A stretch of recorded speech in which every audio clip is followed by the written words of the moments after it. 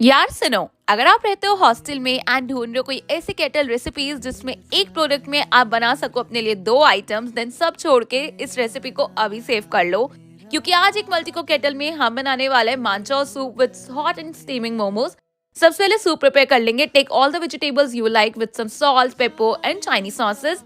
Now comes the steaming part and इसे बनाने के लिए मैंने यूज किया है अगारो मल्टी कुक केटल का, which comes with different attachments and a transparent glass lid, तो आप अपने फूड को कुक होते हुए भी इजीली देख सकते हो। Now coming back to the recipe, हमारा सूप है रेडी। इसको गार्निश करेंगे with some coriander and green onions. इसको क्लीन करना है बहुत easy. pour some water, rinse it and damp it off with a clean cloth. Now it's time to serve and it's ready.